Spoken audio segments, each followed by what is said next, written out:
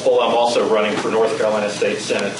And I'd like to tell you that in 2003, I had the opportunity to travel to Ukraine, former Soviet Union.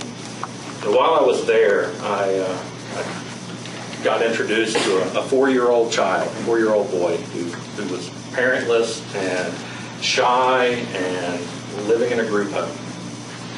And because I believe so strongly in the American dream and the equality of education in North Carolina, I adopted that boy. And he's my son today. And he's a student in the Lincoln County school system. And like I said, I brought him here because of my belief in the American dream. But I'm running for office now because I worry about that realization. I worry that the quality of education that I hope for him is decreasing because of the budget cuts that our school systems face and the obstacles that our teachers have to overcome now through no fault of their own. I worry that the ability to give an honest day's work and get a fair and reasonable salary and one day retire in comfort is gone for him. And I worry more importantly that at some point I won't be able to get up in the morning and set my alarm clock and get up and get dressed, not because I have to go to work, but because I'm retired and I get to go home and play with my grandchildren.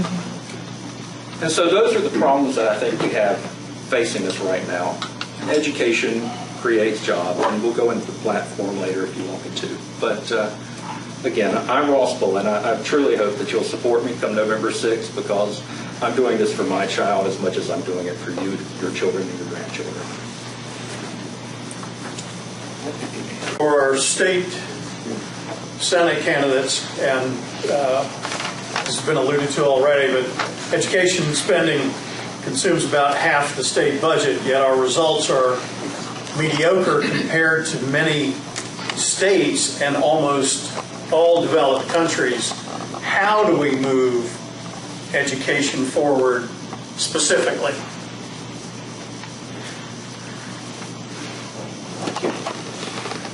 Well, I think first we need to realize that good education equals good jobs, and great education equals great jobs, and we look at it from that perspective.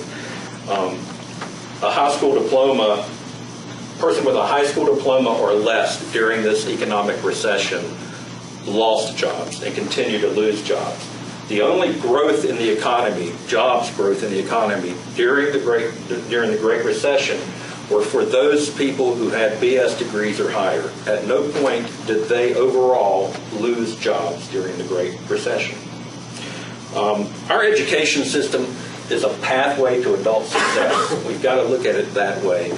We need to provide our children with the opportunity to be successful adults, either through higher education or through workplace training.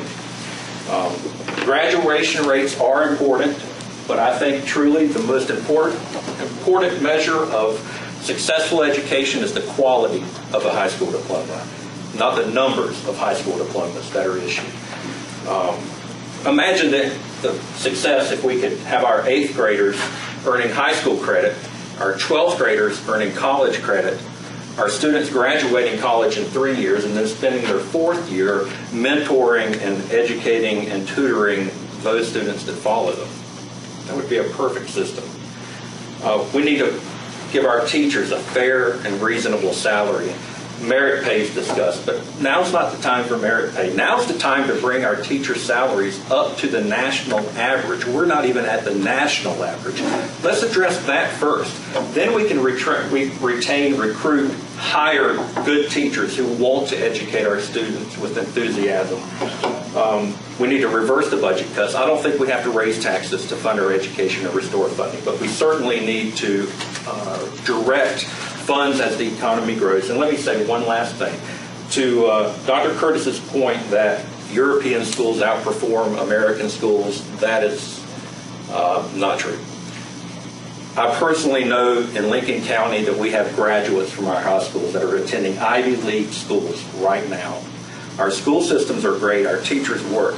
As far as European school administrators are actually coming to America to study America's successful schools. Yes, they attend school more frequently. Yes, they attend school longer hours. But there are two things that American schools are acknowledged worldwide for providing our students that no other country can, including China, and that's critical thinking and reasoning skills. China and the European Union spend time in American schools because our schools teach those core skills.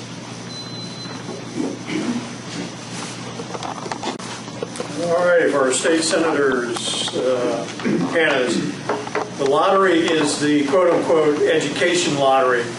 The state has decreased the percentage of proceeds from 35 to 29, and it's projected to drop again to 24% of receipts for school spending. Money's being diverted to replace federal government, Medicare, Medicaid, stopgap loans, and counties are looked at to make up the shortfall. So how would you handle that? Please comment. Any or all of it, whether it's the shortfall or education lottery itself or replacing the money from somewhere. So here's the deal with the education lottery. I, as a Democrat, admit that the Democrats snuck the education lottery into law. And, I can admit it was somewhat of an undermined process. I'm willing to cross party lines and work for the best of our people. That's a true example of partisan politics. So it's one of those situations, as he alluded to, we deal with the cards we're dealt, we dance with the devil we know. How do we fix it? Well, the people who have redirected most of the funding are our current General Assembly members. So yes, we can blame my party and the Democrats on sneaking the lottery in, but our GOP counterparts have to take some blame for redirecting those funds away from public education to the general fund and the slush funds.